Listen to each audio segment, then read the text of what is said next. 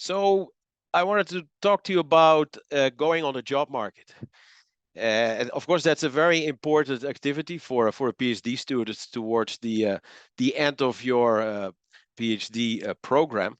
And I wanted to start with perhaps asking a question. It's like to get you started thinking about this. So the question is, when should you start thinking about the job market, the academic job market? Well, what did you come up with? Maybe the answer is going to surprise you or not, but I think the correct answer is starting on day one, right? Day one of your PhD career at your institution. And so it's like, wow, that's really soon, right? Because the job market happens at the end of my PhD track, and so why should I start thinking about it on day one? Well, why is that? So maybe a few reasons. For sure, one of the reasons is that a very important part of you entering the job market is that you need to have a paper.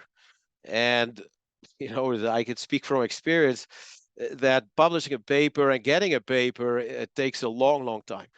And in sort of in my personal case, like I guess the fastest that I managed to have done it is at least 3 years.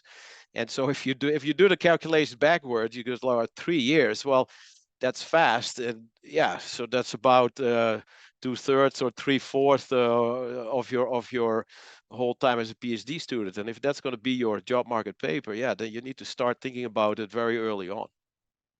Of course, you also need to start thinking about it early on, related to the question of what do you want to be known for, right? So if you're going to enter the job market, you want to be a specialist on a marketing topic in something, right?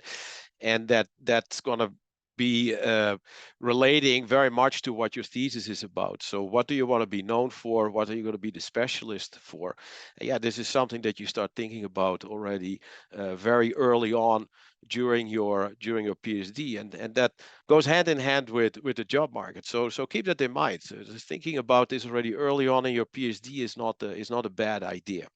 Now, if we think about the job market, when does it become more concrete for you?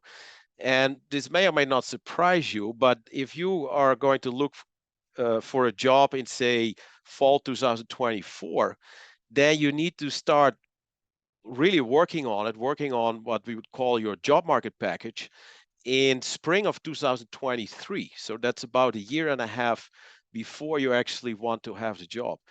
And the reason is that sort of like the most universities will be recruiting about a year in advance. So that's going to be for a fall to 2024 job. It's going to be the recruitment in fall 2023, which then means that the students will send in their job market packages in the summer of 2023, which will mean that you will have to start working on compiling your job market package in spring of 2023. So that sort of like effectively reduces your time to have a job market paper and to work on all these documents by almost a year, right? Because for some reason or another, the marketing job market circus turns a good year in advance. So that's something to keep in mind. Now, what should go in your job market package? That's the thing that you're going to send out in, say, summer, so typically June, the year in advance of when you want to have a job. What should go into this job market package? Well, arguably, probably the most important piece is your job market paper. That's one. The second thing that goes in there is a CV. So that lists all your research projects, your publications, the presentations, etc., etc. Then there will be a research statement, which describes, you can see it as a very long abstract of your PhD dissertation. But it also discusses things that you would like to do or that you're planning to do, because that's interesting to communicate as well, and schools want to know that. There should be a teaching statement, which is roughly what you would like to teach or what you think you're good at teaching. And there should be 3 letters of recommendations, or usually it's 3 letters, right? So one from your advisor, and then to from other people that hopefully know you very well. So this could be another co-author or a PSD coordinator or something like that. And I think the last thing that goes in there, I think I've mentioned it yet, is the cover letter, which sort of pulls everything nicely together.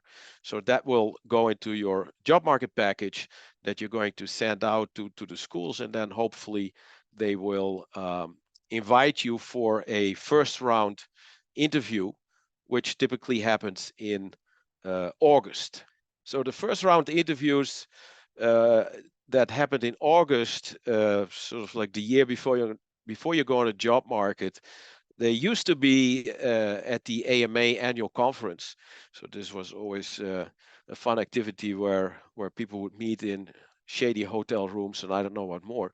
Nowadays, it seems to be going on Zoom. So the first round interviews typically happen on Zoom.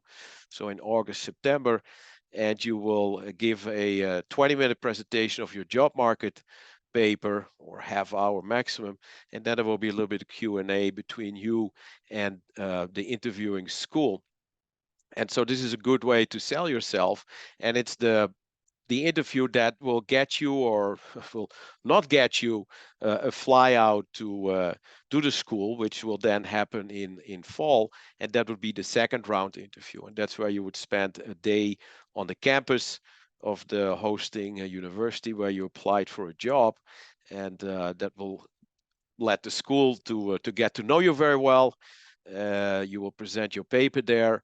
You will meet a lot of faculty, and on the top of that, you'll be able to get the school and the faculty yourself. So that's a big component of the job market process. Now here, one piece of advice that I would like to give for those of you who are on a job market or are about to go on a job market, what is extremely important is that you practice a lot. So don't hesitate to reach out to former students that you know of that went on the job market. They will be able to share with you a lot of experience, a lot of stories. They can maybe share with you their job market package so that you know how a CV looks like, that you know how a research statement looks like, that you know how a teaching statement looks like. And so that will help you then prepare your own job market package in a way that sort of like fits certain expectations. You don't want to be the oddball in the bunch that has a pink CV or I don't know what, some crazy things. So you want to stay a little bit with what is expected, and that information you can get from, for instance, former students. And you should also talk to your faculty in your department. They can help you a lot, and where they can help you a lot with is with the mock interview. So they can sort of like simulate with you an interview where you practice your job market presentation. In particular, the first round presentation, which is like a 20-minute presentation of your job market paper, but also say the 60 or 90-minute version, assuming you will get a fly out to one of the campuses. And so they can practice those with you as well. And I think that's extremely important because the more you practice, the better you will do, and the better it will increase your chances of getting a job offer.